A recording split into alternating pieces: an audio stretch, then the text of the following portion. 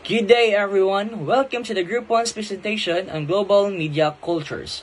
Today, we'll be diving into the fascinating world of media and its profound impact in our interconnected globe. We'll begin by analyzing how various media derive different forms of global integration, exploring the historical stages and current dynamics of global media and culture. Following that, we'll delve into the intricate relationship between local and global cultural production, explaining how they influence and shape each other. We'll also be addressing some critical questions, like what exactly is the role of media in globalization? What are the advantages and disadvantages of media globalization? Can globalization even exist without media? And finally, we'll tackle the thought-provoking question, is media globalization a form of cultural imperialism? To begin our discussion, let's look at the history and stages of global media and culture. This history shows us how communication and information have spread across borders, ultimately shaping shared values and ways of thinking around the world. We can understand the development of global media through several key aspects. The very first one is the early stage, print and telegraph, which spans from year 1400s to the 1800s. This era was defined by two massive technological leaps. First, the printing press. In the 1450s, Johannes Gutenberg invented the printing press. This invention completely revolutionized communication by allowing the mass production of books and newspapers.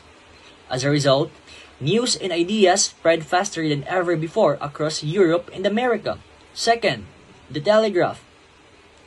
Moving into the 19th century, specifically in the 1830s, Samuel Morse invented the telegraph. This technology enabled nearly instant, long-distance communication. For the very first time, imagine the impact. News that once took weeks or months to travel could now cross continents in minutes. So these two inventions had a profound cultural impact that laid the foundation for modern globalization.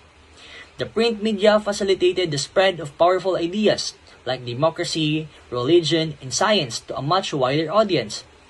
This shared knowledge helped create a more interconnected and global conversation. The telegraph especially created diverse true information networks, which were essential in linking countries, colonies, and global markets in real time. This early stage demonstrated for the first time that media's powers to create a shared global mindset in a truly integrated world.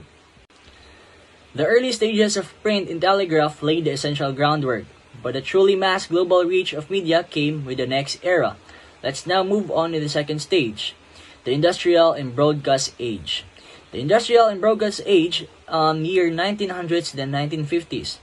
So this era marked the shift from one-to-one communication like the telegraph to one-to-many mass broadcasting, fundamentally changing how information and culture were consumed. So radio became the first global broadcast medium, playing a critical role, especially during World Wars I and II, in uniting nations and spreading vital information. Film emerged as a universal art form. Hollywood quickly became a major cultural exporter, introducing American narratives and lifestyle to the world. Television appeared in the 1940s to the 1950s, connecting millions of homes to the exact same program simultaneously, creating shared viewing experiences. And this era saw the birth of mass culture, a shared experience of entertainment, music, and news across entire nations, and increasingly across borders. Critically, governments and corporations began using this powerful news media platform to shape public opinion on a scale never before possible. Third, the globalization era. So 1960s to 1990s. This is the era where media truly become global, driven by satellite technology and the rise of massive media corporations. Key developments. So the satellite technology enabled live international broadcasting for the very first time. A landmark moment was the 1969 moon landing, viewed simultaneously by millions of people worldwide. Next, global TV networks like CNN 1980 and the others emerged in providing continuous global news coverage, a truly shared and real-time picture of world events. Music, like rock, pop, and hip hop in film, began crossing borders easily, becoming globally standardized form of entertainment. So, in this stage, saw the massive growth of transnational corporations like Disney, BBC, and MTV, which dominated the production and distribution of global culture. This led to a powerful phenomenon called the rapid spread of Western American culture worldwide, often referred as the cultural imperialism. A critical topic we'll discuss later.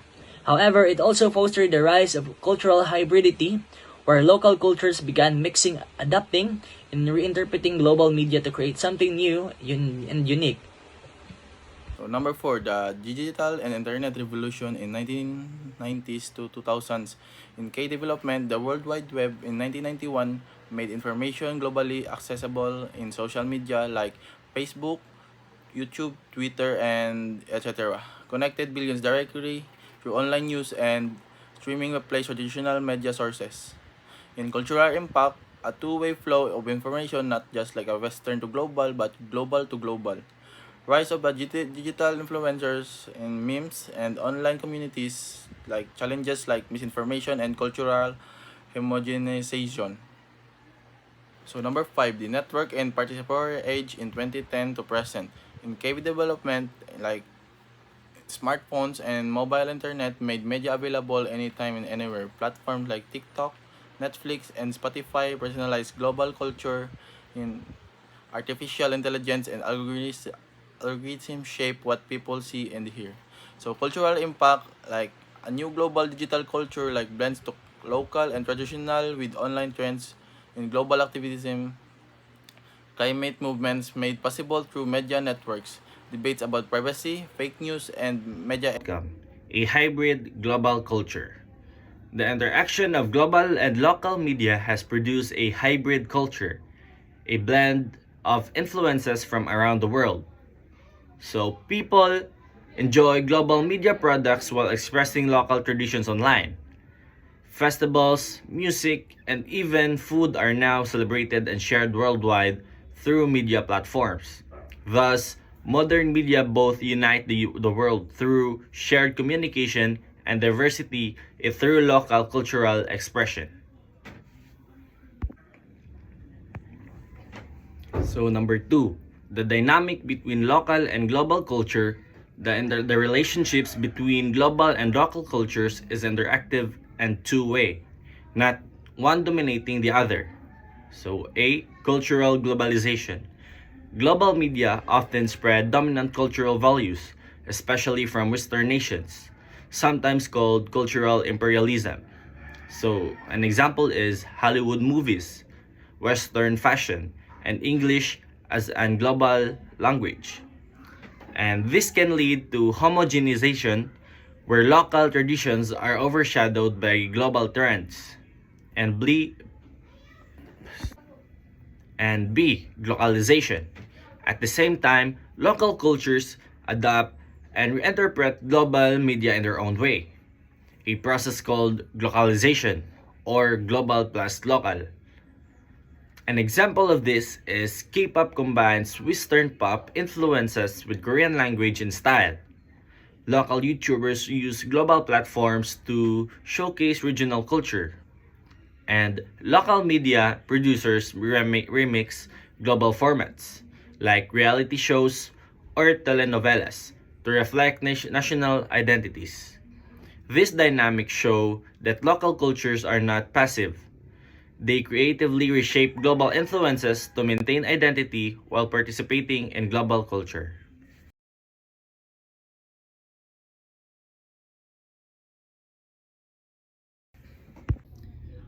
Online communities and fan cultures like K-pop fandoms or gaming groups unite people across continents and shared around interests.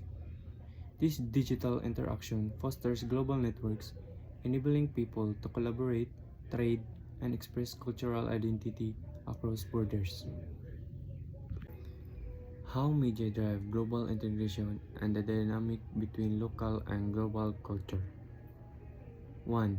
Media as a driver of global integration.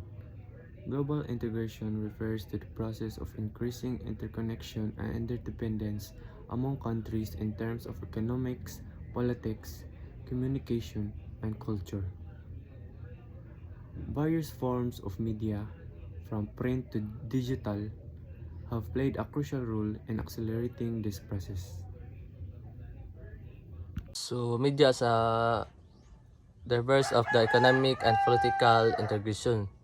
So media also support global trade and the politics by advertising products, promoting international brands, and broadcasting political message worldwide. So social media platforms have become the important tools of marketing, diplomacy, and even global activism. So such as the environmental or human rights campaigns, this the standards global cooperation and influences decision making and the international level. So media as a tool for the culture exchange. So movies, music, and online platforms allow the people from different nations and to express other culture. So through media global, audience can watch Korean dramas, listen the Western pop, or follow the Latin dance trend. So this exchange the culture product helps to promote manual understanding that the appreciation of the diversity. At the same time, it can lead to the bleeding of the cultures, the producing new hybrid form of art, fashion, and entertainment. For one, media as a bridge for the global communication. So media such as the television, radio, newspaper, and internet enable of the rapid exchange of information.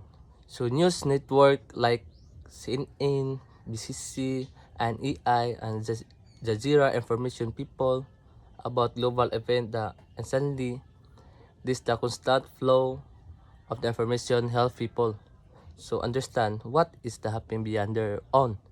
So countries creating the sense of the global awareness and share responsibility.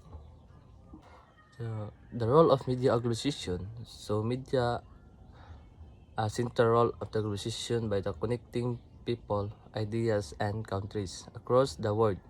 So globalization refers to the process of increasing interaction and integration among the countries of term economy. So culture, technology, and communication. So without media globalization, so would not be the possible because media provide the means through which the information and culture exchange occur. Media and the digital revolution. With the rise of the internet and social media, people can now participate directly in global communication. Platforms like Facebook, TikTok, and X, and Twitter allow individuals to share opinions, art, and news instantly. This interactive global media network makes people not just consumers of information but also creators, contributing to a truly interconnected world. Challenges. However, media and globalization also bring challenges. The dominance of Western media can lead to cultural homogenization where local traditions are overshadowed. Issues like misinformation, digital inequality, and cultural bias also affect how globalization is experienced. In summary, the media serves as the engine of globalization, spreading information, ideas, and cultural across borders. They connect to the world, promote understanding, and encourage cooperation, yet their power must be balanced with respect for local identities, cultural diversity, and responsible communication. Number 1. The advantages of pros is global communication and connection. Media globalization allows people from different parts of the world to communicate instantly through news, social media, and entertainment platforms. It creates a global village where information travels quickly and people understand global issues better. Number 2, cultural exchange and understanding. Example of that is through films, music, and online content, people are exposed to other cultures and traditions. This promotes cultural appreciation, tolerance, and global awareness. Number 3, access to information and education. The global flow of media provides access to news, knowledge, and educational content. Students, researchers, and citizens can easily learn about new technologies, ideas, and discoveries worldwide. Number 4, economic opportunities. Global media industries create jobs in advertising, entertainment, and communication. Businesses can promote their products internationally and reach wider audiences. Number 5, global activism and awareness. Social media helps raise awareness about global issues such as climate, human rights, and disasters. People can unite online to support global causes and social movements. So, media globalization has connected the world like never before, spreading informations, cultures, and opportunities. However, it also brings challenge such as a cultural loss, inequality, and misinformations. To benefit fully from media globalization, society must encourage balance, diverse, and responsibility media users. So, cons, disadvantages. So, number one, cultural homogenations. The dominance of Western media, especially in Hollywood and American pop cultures, can overshadow local traditions and values. This may be lead to the loss of cultural diversity and the spread of the uniform global cultures. And number two, media bias and misinformations.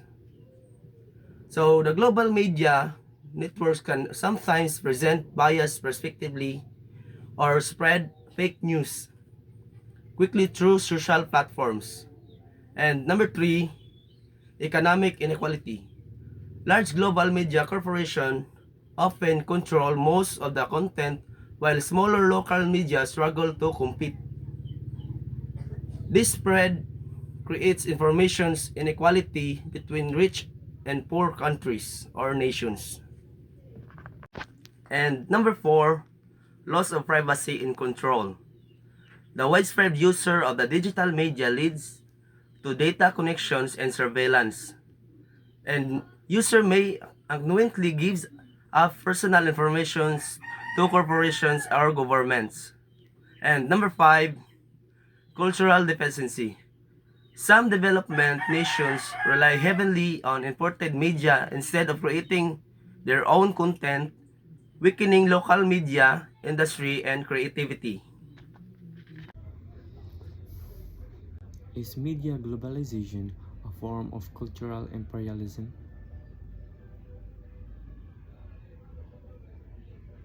Number 1. Understanding the terms. Media globalization refers to the worldwide flow of information, entertainment, and communication through modern technology and mass media. Cultural imperialism means the dominance of one culture, usually from powerful or Western countries, over others, often leading to weakening of local traditions and values. Example: Western beauty standards, fast food culture, and entertainment formats, like reality shows or superhero movies, have spread globally, sometimes replacing traditional culture expressions. Number 2. Why media globalization can be seen as cultural imperialism. Many scholars argue yes, media globalization often acts as a form of cultural imperialism because Western dominance, most global media corporations like Disney, Netflix, CNN, or Hollywood studios are based in Western countries, mainly the US and Europe. Their values, lifestyles, and languages dominate global screens. Another is cultural homogenization. As people around the world consume the same movies, fashion, and social media trends, local cultures can be overshadowed or replaced. Also, economic power. Wealthy nations control media technologies and distribution, giving them power to shape global perception and taste. Now, let's tackle one of the most fundamental questions of our report, which is there globalization without media? The short answer is a definitive no. No true globalization cannot exist without media. Number 1. Media is the foundation of globalization. We believe that media are the main tools that connect peoples and nations. Why? Because globalization depends on the fast exchange of information, ideas, products, and culture. This flow happens through different forms of media, such as newspaper, as we saw in the early stage, television, the internet, and of course, the social media. Without these tools, the world remain isolated and disconnected because people would not simply not be able to share knowledge or communicate across borders quickly and on mass scale. Media is the infrastructure that makes global interaction possible. Second, historical proof. History provides clear proof of this. Even in the earlier times, forms of media like the printing press, telegraph, and radio made it possible for ideas and specific scientific discoveries and cultural practices to spread globally. We can observe a pattern. Each major wave of globalization has always followed a media revolution. First, the printing press helped spread religion and education across continent in the 15th century. Second, radio and television created shared global experiences in the 20th century. The last one, the internet and social media, have connected billions of people in the 21st century, creating the unprecedented level of integration what we have and what we can see today. So this pattern clearly shows us that media is the engine that drives global integration and is essential for globalization to function. Number 3. Why it's not entirely cultural imperialism, however, others argue that media globalization is not purely imperialistic because first is local adoption or localization. Cultures don't just copy Western media, they adapt and bend it in their own. For example, K-pop mixes Western pop with Korean culture. And second example is Bollywood adopts Hollywood techniques but keeps Indian traditions. So the second one is diverse media voices. The rise of digital and social media allows creators from countries to share content globally. So example, Filipino vloggers, African musicians, or Middle Eastern filmmakers, reaching globally audience online. So the third one is two-way exchange. So globalization has made culture more interactive, not one-sided. Audiences can resist, remix, or reinterpret global content in local ways.